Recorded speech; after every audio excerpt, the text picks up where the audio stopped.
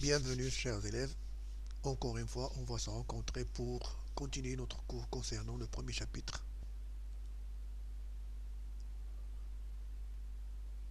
La consommation de la matière organique et flux de l'énergie. On va voir le deuxième chapitre et on commence par poser la problématique. Les muscles squelettiques sont responsables des mouvements volontaires et involontaires du squelette, ainsi que du maintien de la posture du corps. Ces muscles sont désignés muscles striés et sont constitués de fibres contractiles qui se raccourcissent lors de la contraction musculaire en utilisant de l'ATP. Donc, comme question, comment se fait la contraction musculaire et comment intervient l'ATP dans la contraction musculaire et pour entraîner un mouvement. Pour comprendre la contraction du muscle, on doit d'abord connaître sa structure. Pour cela, on va commencer par la première activité. Pour comprendre le fonctionnement du muscle squelettique, il faudra connaître d'abord sa structure détaillée, et cela à partir des observations macroscopiques et microscopiques et des coupes microscopiques et des schémas présentés sur le document 1 du muscle squelettique. On a les questions. Décrire les figures des documents suivants et déterminer la structure et l'ultrastructure du muscle et de ses composants. Donner une définition au sarcomère et représenter-le avec un schéma annoté. Au cours de la contraction musculaire, les longueurs des myofilaments d'actine et de myosine ne changent pas. Proposer une hypothèse expliquant ce qui se passe au niveau du sarcomère lors de la contraction. Donc, comme toujours, pour chaque question, essayez de répondre tout seul, puis redémarrez votre vidéo pour continuer votre cours. Comme figure, on a des observations macroscopiques grâce à l'œil nu et au microscope optique. On peut décrire les figures documents à partir de ces figures-là. Donc, c'est ce qu'on peut observer. L'observation à l'œil nu d'un muscle. Chaque muscle est constitué d'un groupe de faisceaux, de cellules de forme allongée et fusiforme, ce qu'on appelle les fibres musculaires ou myofibres. À la dissection, le muscle apparaît effectivement constitué de fibres musculaires groupées en faisceaux, séparés par des parois conjonctives riches en vaisseaux sanguins et fibres nerveuses, qui aux extrémités du muscle, ces parois conjonctives s'unissent pour former les tendons qui attachent les muscles aux os. L'observation au microscope optique montre que le muscle est constitué de fibres striées présentant une alternance de bandes sombres et bandes claires. Remarquez ici des bandes sombres et de bandes claires. C'est pourquoi on parle de muscles striés.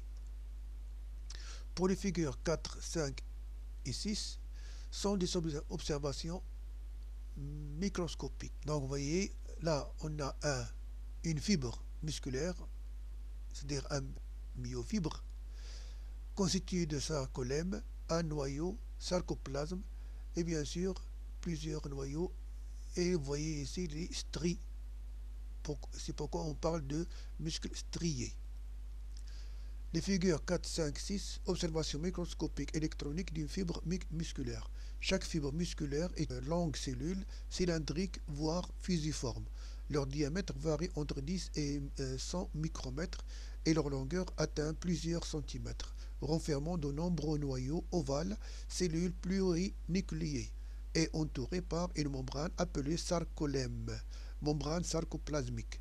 Le cytoplasme ou le sarcoplasme, réduit à une mince frange périphérique, renferme les myofibrilles, les éléments à structure longitudinale parallèle présentant une alternance de bandes claires et sombres, aspect strié, le réticulum sarcoplasmique, qui est un organite spécialisé dans le stockage des ions calcium, des mitochondries, responsables de la production d'énergie sous forme d'ATP, du glycogène, glucides constitués d'une longue chaîne de plusieurs molécules de glucose, et de la myoglobine, une protéine qui fixe l'oxygène et donne la coloration rouge aux muscles. On vous rappelle que l'hémoglobine est la protéine qui fixe l'oxygène et donne la coloration rouge du sang, alors que la myoglobine, c'est pour le muscle. Pour les figures 7 et 8, ce sont des observations microscopiques au grand grandissement. Ce qu'on peut voir au microscope électronique, la myofibrie a une forme allongée d'un diamètre de 1 à 2 micromètres et est constituée de myofilaments qui présentent une alternance de deux types de disques, d'où le nom de muscles squelettiques striés. Disque clair, remarquez ici un disque clair et un disque sombre. Donc isotopique, enfin le note I, isotropique, formé seulement de filaments fins constitués d'une protéine appelée actine de 5 nanomètres. Au milieu du disque clair I, on trouve ce qu'on appelle une strie Z. Voilà, ça c'est une strie Z. Une strie Z. Disque sombre, on le note A, anisotropique, formé de filaments fins et de filaments épais, constitué d'une protéine appelée myosine de 16 nanomètres. Au milieu du disque sombre A, on trouve une bande relativement claire où il n'y a que des filaments de myosine. C'est la bande H. Voilà la bande H. Donc, chaque myofilament est constitué d'un faisceau de filaments de myosine et de filaments d'actine. Et la zone comprise entre les deux stries Z successives constitue ce qu'on appelle le sarcomère, considéré comme l'unité structurale et fonctionnelle de la myofibrie. Donc, une myofibrie est constituée d'une suite de sarcomères. Donc, premier sarcomère, deuxième sarcomère, troisième sarcomère, etc. Pour les figures 9 et 10, ce qu'on constate ici, ce sont les éléments d'actine et myosine. Là, c'est la myosine formée d'une tige et de tête. Et là, c'est l'actine formée de trois éléments. La lactine, ce sont des éléments ronds qu'on a ici. La tropomyosine et la troponine. Observation microscopique électronique des composants des myofibrilles musculaires. Le filament fin d'actine est constitué de deux chaînes spiralées enroulées autour de l'autre et formées par la polymérisation de trois types de protéines, l'actine, la troponine et la tropomyosine. Les molécules d'actine globulaires assemblées en hélice associées aux deux autres protéines. La tropomyosine et la troponine possèdent des sites de fixation de calcium. Le filament épais de myosine est constitué, quant à lui, de plusieurs molécules de myosine, 200 à 300. Chacune est constituée de deux têtes et une longue queue au bâtonnet ou une tige. Les têtes de myosine faisant régulièrement saillie le long du filament. Les têtes de myosine sont tournées dans des directions opposées de chaque côté de la partie centrale d'un myofilament. Remarquez ici. Voilà le centre. Et là, ce sont les deux parties. Les têtes de myosine ont des directions différentes l'une de l'autre. Ces têtes ont la capacité de se fixer sur l'actine. Les têtes de myosine possèdent un site qui fixe l'ATP, un autre site permettant la liaison aux molécules d'actine, une capacité de réaliser des mouvements de rotation de 45 degrés. Dans tout ça, ce sont seulement des descriptions concernant les éléments constitutifs du muscle strié. Deuxième question, donner une définition au sarcomère. Donc le sarcomère est constitué d'un disque sombre médiane composé d'actine et myosine, encadré par deux demi-disques clairs et à ses extrémités composé que d'actine et limité par deux stries Z. Donc si on se limite ici, ça c'est ce qu'on appelle un sarcomère. Qu'est-ce qu'on constate? Qu'il est formé d'un seul disque sombre et deux demi-disques clairs. Voilà le schéma annoté d'un sarcomère. Et vous constatez que la partie sombre composée de myosine, de myosine et d'actine. C'est pourquoi on parle de anisotrope. Par contre, la partie claire, c'est-à-dire le fuseau clair, il est formé seulement d'actine. C'est pourquoi on dit qu'il est isotrope.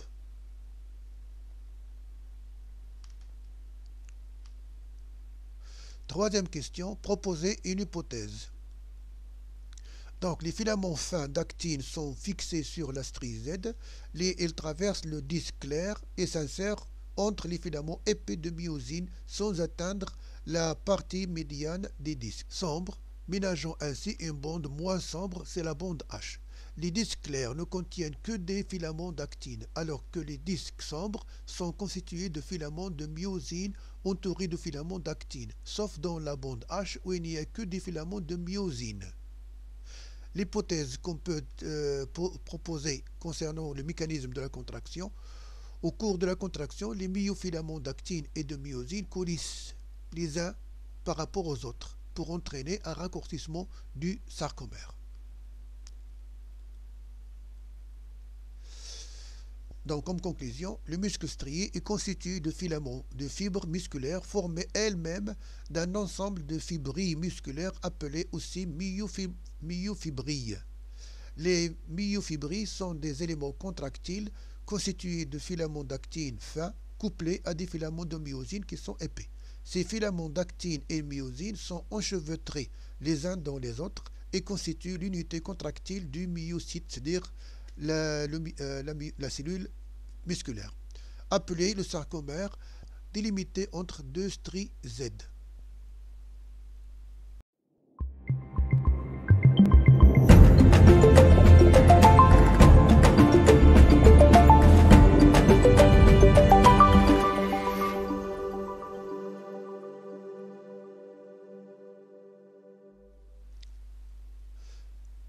Pour comprendre le mécanisme de la contraction musculaire, on va voir trois petites activités. On va commencer par la première, c'est-à-dire une comparaison de l'aspect des sarcomères au repos et à la contraction. Les techniques de fixation de myofibrilles en état de contraction et de relâchement, puis leur observation au microscope électronique ont permis la mise en évidence des modifications structurales responsables de la contraction musculaire au niveau des sarcomères. Le document 1 présente deux électronographies de deux sarcomères, l'un à l'état de repos, l'autre à l'état contracté. Donc là, on a la fibre au repos et là, la fibre myofibrille, c'est-à-dire contractée. Donc, comme question, on vous demande de comparer l'aspect des sarcomères au repos et contracté. Que pouvez-vous déduire de cette comparaison et réaliser un schéma explicatif? Donc, comme comparaison, entre le sarcomère contracté et un sarcomère au repos montre une différence d'aspect entre les deux états. La contraction se traduit par, remarquez ici, les deux stries Z, elles sont plus ou moins proches par rapport à l'état au repos. Donc, une diminution de la longueur de myofibrille, un raccourcissement des sarcomères, les stries Z se rapprochent, et une diminution de la longueur des bandes claires, les bandes H presque disparaissent. Une constance de la longueur des bandes sombres. Donc, on voit ici que la bande H presque disparaît et que le sarcomère rétrécit. Que peut-on déduire? Alors, puisque les disques sombres ne changent pas de longueur, on peut expliquer le raccourcissement observé au niveau du sarcomère après la contraction par un glissement des filaments fins d'actine le long des filaments épais de myosine, de telle sorte que le myofilament se chevauche, c'est-à-dire s'enchevêtre. Le sarcomère est donc l'unité fonctionnelle de la fibre musculaire. Au cours de l'étirement, les filaments d'actine sont presque exclus du disque A. Le disque I et la bande H sont alors très larges.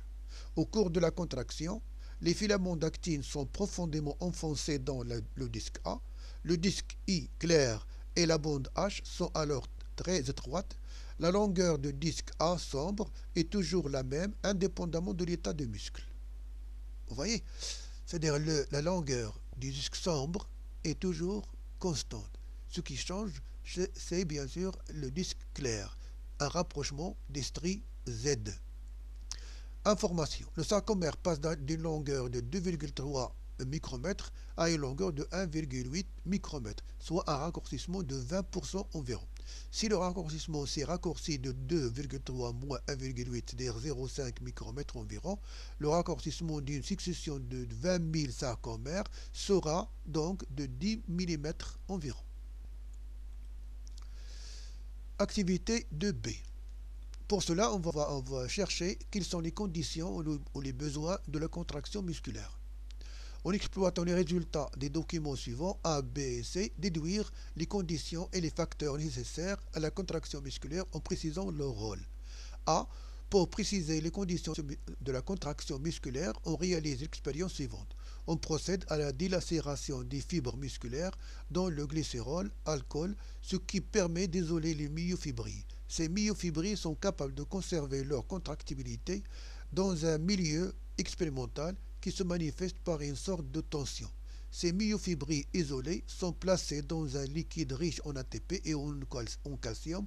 On additionne au milieu le salergan, un poison qui bloque l'hydrolyse de l'ATP, puis un chélateur, une substance qui précipite les ions de calcium, inhibant ainsi leur action. Et on mesure la tension de la myofibrille. La figure ci-contre représente les résultats observés.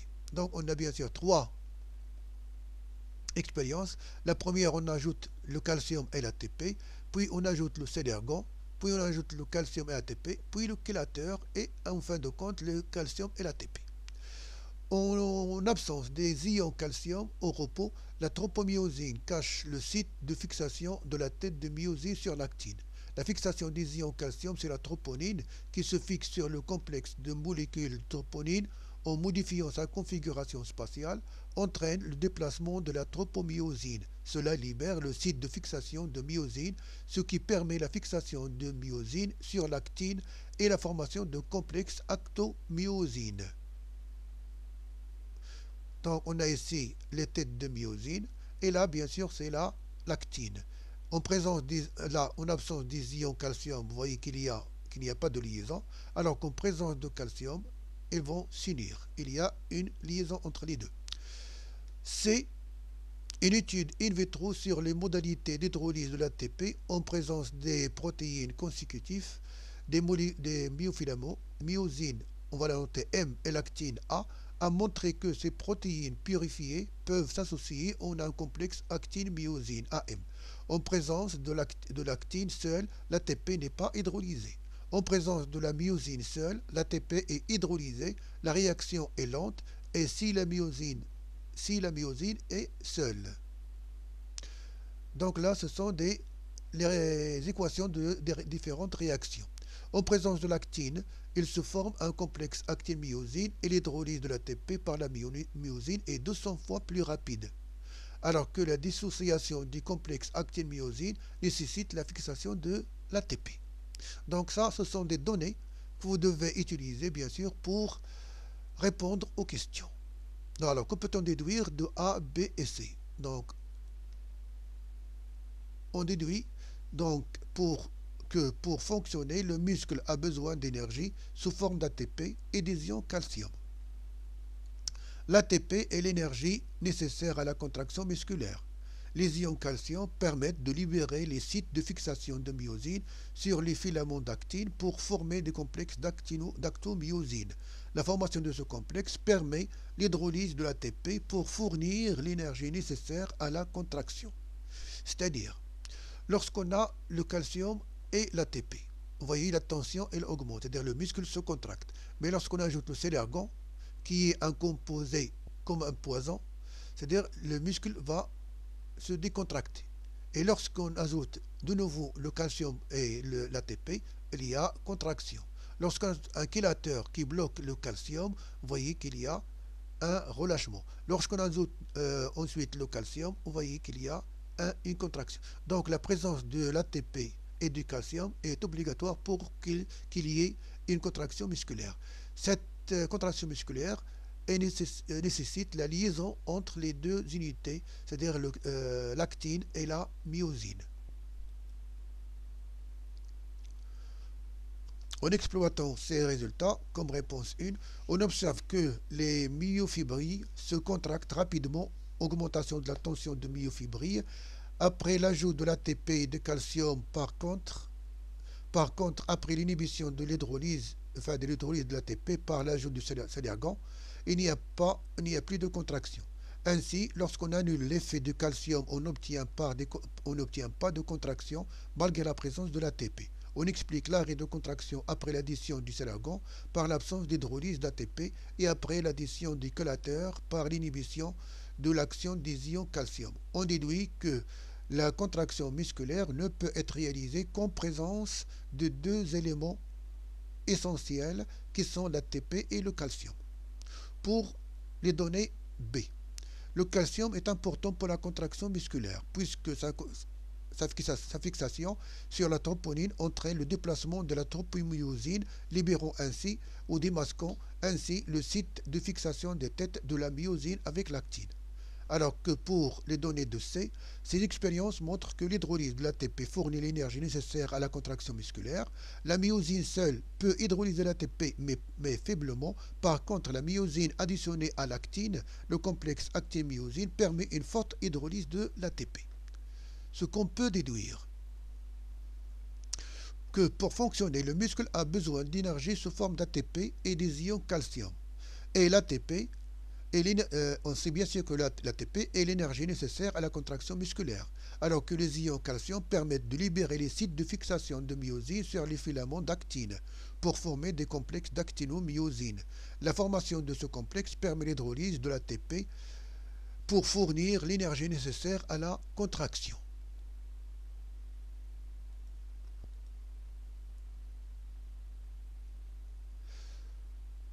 Étape de glissement des myofilaments, c'est-à-dire le mécanisme moléculaire de la contraction. Des études ont montré que la contraction de la myofibrie est liée à l'interaction entre les têtes de myosine et les filaments d'actine, formation d'un complexe d'actinomyosine. Le schéma ci-dessous présente un modèle expliquant cette interaction qui permet le glissement des filaments d'actine entre les filaments de myosine, document 1 et document 2. Et on a bien sûr les questions en s'inspirant des documents 1 et 2 d'écrire le mécanisme de la contraction musculaire. Et enfin, élaborer un schéma simplifié expliquant la succession des événements aboutissant à la contraction musculaire suite à l'arrivée d'un potentiel d'action supraliminaire. Donc, vous pouvez bien sûr arrêter la vidéo pour répondre aux questions et ensuite, vous pouvez bien sûr continuer votre cours.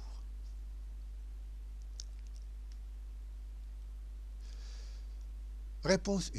On constate que les événements caractérisant la contraction musculaire se succèdent rapidement en cycle qui s'effectue en 3 phases. La première phase, l'attachement. En absence de calcium, les molécules de tropomyosine masquent les sites de liaison d'actine avec les têtes de myosine. En présence de calcium, ces ions se fixent sur la troponine qui agit sur la tropomyosine qui effectue un mouvement et libère les dits sites, ce qui permet la fixation des actines sur les têtes de myosine, complexe actomyosine. Si les ions calcium disparaissent, les sites sont de nouveau masqués. La deuxième phase, le pivotement. Le complexe actine-myosine déclenche l'hydrolyse d'ATP, libérant l'énergie nécessaire au pivotement de la tête de myosine de 45 degrés vers le centre du sarcomère, entraînant ainsi un déplacement d'environ 10 nanomètres des myofilaments d'actine par rapport aux myofilaments de myosine, donc glissement de l'actine par rapport à la myosine. Phase 3, le détachement. La fixation d'une nouvelle molécule d'ATP permet le détachement et le redressement de la tête de myosine. Si la tête de myosine seule hydrolyse l'ATP en ADP plus PI, ce qui libère une énergie nécessaire à l'activation de la tête de myosine qui s'oriente perpendiculairement, c'est-à-dire retourne à 90 degrés, à l'axe du filament de myosine, et la suppression de la liaison actine-myosine, ce qui a pour effet de dissocier la tête de myosine de l'actine. Tant que l'ATP est disponible et la concentration de calcium est élevée, le cycle se répète pour toutes les têtes de myosine, ce qui entraîne le glissement des filaments d'actine et de myosine. Après l'arrêt de la stimulation, les ions calcium retournent vers le réticulum sarcoplasmique et le muscle se relâche. Remarque, il y a environ 5 cycles par seconde pendant une contraction rapide.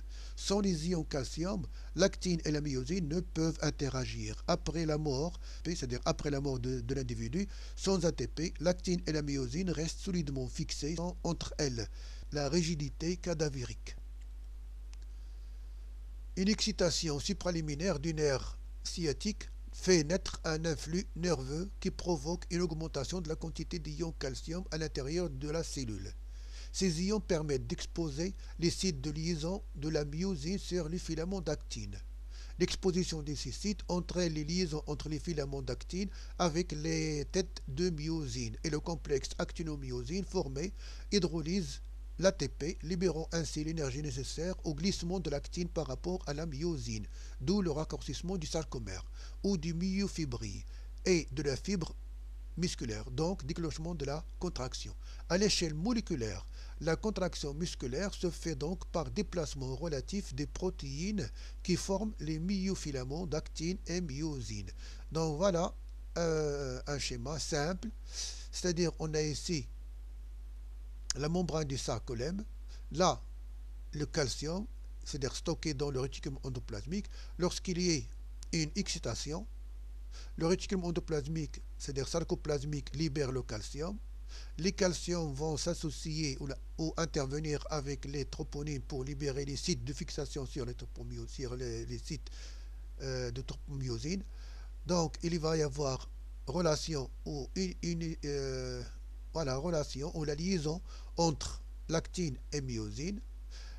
L'ATP va être hydrolysé et la tête de myosine va tourner de 45 degrés. Ainsi, il va entraîner avec elle la chaîne ou les molécules de myosine vers le centre. Après, une autre molécule d'ATP va s'associer avec la tête de myosine et ainsi retourner à 90 degrés et libérer bien sûr la liaison entre l'actine et myosine et le muscle va se relâcher. Donc, comme conclusion, la contraction musculaire se fait grâce à la conversion de l'énergie chimique en énergie mécanique dans une cellule musculaire. Cette conversion d'énergie chimique en énergie mécanique se fait grâce à des interactions moléculaires entre myosine, actine et ATP, qui génèrent le glissement des myofilaments d'actine et de myosine. Donc la contraction d'hydrolyse d'ATP par la myosine liée à l'actine est une réaction chimique qui libère de l'énergie, ce qui rend possible le glissement relatif des myofilaments, donc la production d'énergie mécanique. On parle de couplage chimio-mécanique.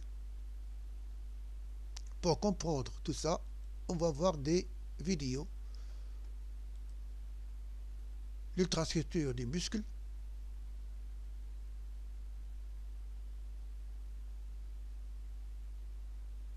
Donc on prend comme exemple le biceps.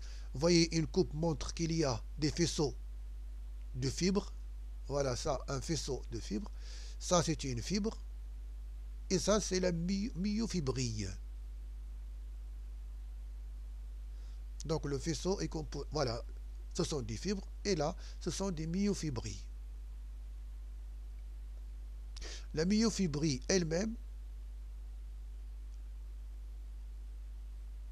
est composée de myosine et actine. Actine, myosine. Et lorsque ces deux vont s'interagir, se contracter et se décontracter, bien sûr, donne la contraction des fibres et la contraction du muscle.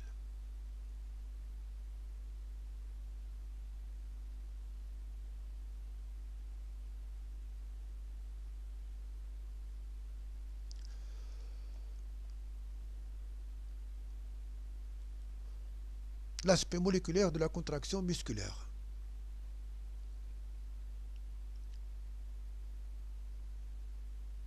Donc c'est un biceps. Lorsqu'on fait une coupe, voilà. Donc ça c'est le myofibrille, voilà. Donc là, c'est le sarcomère, l'hystrie Z. Là, on a l'actine et myosine.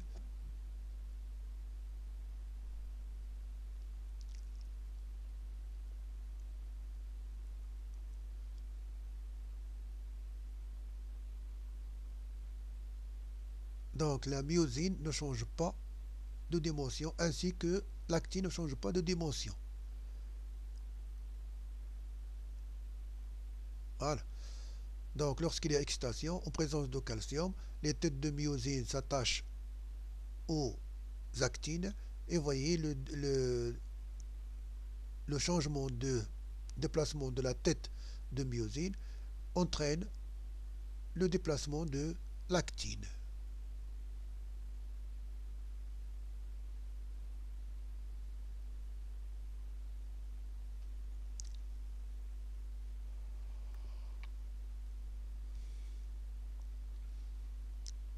Donc en présence d'ATP, obligatoire, libération d'énergie, la tête de myosine va s'attacher à l'actine. Le changement de l'orientation de la tête de myosine va bien sûr entraîner le déplacement de l'actine. Il faut bien sûr qu'il y ait une autre molécule d'ATP qui s'attache à l'actine pour la rendre, pour la détacher bien sûr et pour permettre d'autres contractions. Voilà. Donc l'ATP va donner l'ADP plus pi. Le sarcomère relâché va consommer l'ATP pour qu'il y ait sarcomère contracté. Donc c'est un transfert d'énergie chimique en énergie mécanique. Pour le calcium. Donc le calcium va s'associer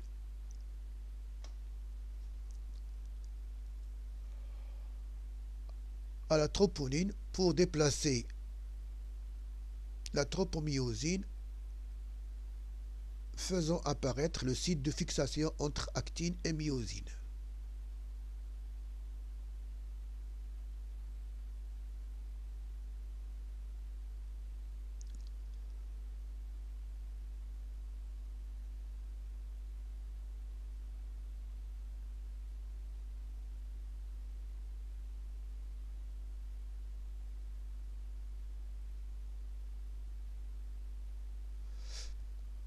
Là, bien sûr, c'est l'influx nerveux, l'excitation. Donc, un influx nerveux va exciter le sarcoplasme,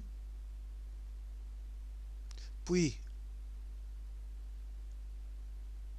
le réticulum sarcoplasmique pour libérer, bien sûr, le calcium.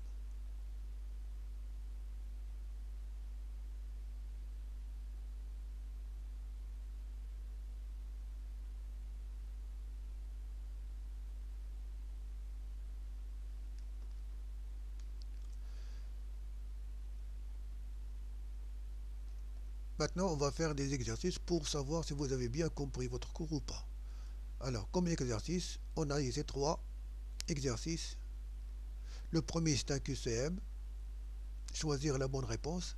Le deuxième, choisir la phrase vraie ou fausse. Les étapes de la contraction musculaire sont les suivantes et vous devez bien sûr les classer. Je vous donne le temps pour réfléchir. Arrêtez la vidéo bien sûr et redémarrer lorsque vous avez terminé l'exercice.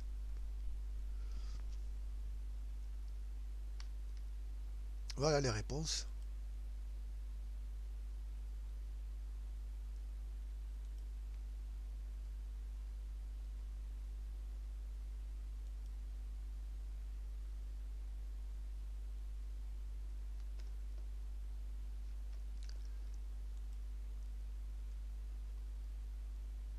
À la prochaine vidéo concernant le renouvellement de l'ATP.